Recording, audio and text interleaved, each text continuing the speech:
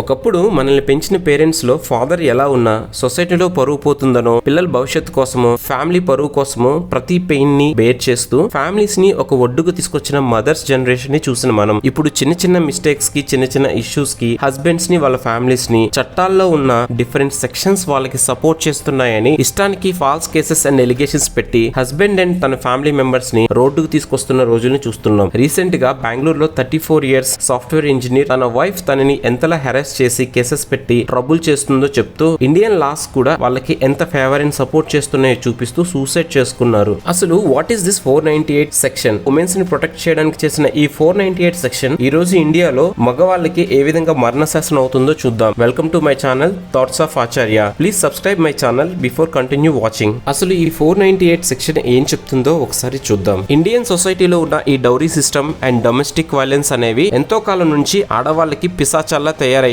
వీటి నుంచి ఉమెన్ ని ప్రొటెక్ట్ చేయడానికి 498A అనే సెక్షన్ ని ఐపీసీలో 1983లో ఇంట్రడ్యూస్ చేశారు. అమ్మాయి గనుక dowry and domestic harassment case file చేస్తే ఇమీడియట్ గా హస్బెండ్ అండ్ హస్బెండ్ ఫ్యామిలీని అరెస్ట్ చేసేవారు. అయితే స్లోగా ఈ 498 సెక్షన్ ని మిస్యూజ్ చేస్తున్నారని ఇండియన్ లా కమిషన్ రిపోర్ట్ చేయడంతో 2014 నుంచి అరెస్ట్ చేయకుండా 41A పిటిషన్ ని తీసుకుని వచ్చింది. 498A సెక్షన్ ని ఎంత మిస్యూజ్ చేస్తున్నారంటే కొన్ని కేసెస్ లో మ్యారేజ్ అయిన నెక్స్ట్ డేనే కేసెస్ పెట్టడం కూడా జరుగుతున్నాయి. మ్యారేజెస్ అయిన తరువాత అమ్మాయి లేదా అమ్మాయి సైడ్ పేరెంట్స్ ఫైల్ చేస్తున్న ఈ కేసెస్ స్టాటిస్టిక్స్ ఒకసారి చూస్తే national crime record bureau records ప్రకారం ఒక్క 2012 లోనే 1,97,762 మెంబర్స్ ని అరెస్ట్ చేస్తే అందులో 47,951 మెంబర్స్ ఉమెన్, అంటే హస్బెండ్, మదర్, సిస్టర్స్ ఎక్సెట్రా. దేశంలో అన్ని క్రైమ్స్ లో ఉమెన్ పర్సంటేజ్ లో ఇది 6% ఉంది. కానీ 100 కేసెస్ లో ఓన్లీ 4 to 5% కేసెస్ మాత్రమే ప్రూవ్ అయితే రిమైనింగ్ కేసెస్ లో false allegations and outside settlements అవుతున్నాయంటే ఈ సెక్షన్ ఎంత మిస్యూజ్ అవుతుందో మనం అర్థం చేసుకోవచ్చు. ఈ 498 సెక్షన్ లో కేసు ఫైల్ అయిన తర్వాత,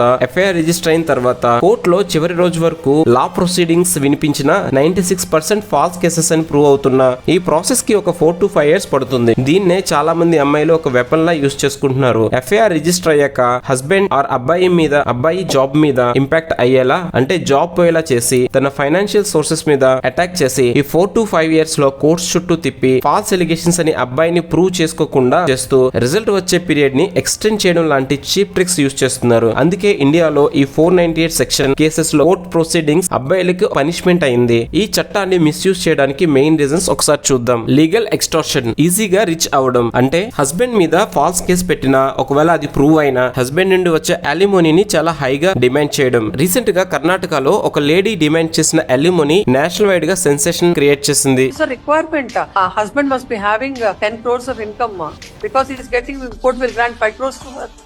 You don't have no other responsibility of the family. 6,16,000.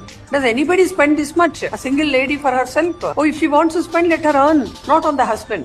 Second point, prior relation. అంతకు ముందే రిలేషన్షిప్ లో ఉండడం, పేరెంట్స్ ప్రెజర్ వల్ల మ్యారేజ్ చేసుకోవడం, అది నచ్చక ఇప్పుడు రివర్స్ అవడం. Third point, domination. ఒక అబ్బాయి తన తల్లిదండ్రులను, రిలేషన్షిప్స్ ను వదిలి కంప్లీట్ గా financial control and social behaviour తను చెప్పినట్లే చేయాలి అని వైఫ్ డిమాండ్ చేయడం. Fourth point, custody. తన కిడ్స్ ని హస్బెండ్ పేరెంట్స్ కి ఇవ్వడానికి ఒప్పుకోకపోవడం. Fifth point, fraudulent marriages. పెళ్లికి ముందు అమ్మాయి చదువు, జాబ్, మెంటల్ కండిషన్స్ ని దాచిపెట్టి ఆ తర్వాత ఇదేంటి అని అడిగిన అబ్బాయి పేరెంట్స్ మీద ఫాల్స్ కేసెస్ పెట్టడం. ఇప్పుడు ఇండియా మొత్తం ఈ కేసెస్ కోసం మాట్లాడుతున్నా అసలు ఈ ఫాల్స్ కేసెస్ అండ్ ఎలిగేషన్స్ పెట్టి హస్బెండ్ అండ్ ఫ్యామిలీస్ ని రోడ్డుకి ఇచ్చాలి అనే వారికి ఆ కేసెస్ ఫ్రాడ్ అని తెలిసినా వాళ్ళకి కోర్ట్స్ ఏ పనిష్మెంట్ ఇవ్వకపోవడం, ఇలాంటి వారికి చాలా పెద్ద వెపన్ గా ఈ 498 సెక్షన్ మారింది. ఈ 498 సెక్షన్ అనేది ఒక అమ్మాయికి ప్రొటెక్షన్ గా ఉంటుందని, dowry harassment and women harassment నుండి ప్రొటెక్ట్ చేస్తుందని అనుకుందాం. కానీ ఎంతమంది నిజాయితీగా ఈ కేసెస్ లో ఉన్నారో స్టాటిస్టిక్స్ రియల్ గా చెప్తున్నాయి. ఏ అమ్మాయికి అయినా మ్యారిటల్ లైఫ్ లో అన్యాయం జరగకూడదు, వాళ్ళకి నిజాయితీగా ఉపయోగపడాలని చేసే ఈ 498 సెక్షన్ ఎంతవరకు వాళ్ళకి ఉపయోగపడుతుంది? రియల్ గా dowry harassment and domestic harassment face చేస్తున్న వాళ్ళకి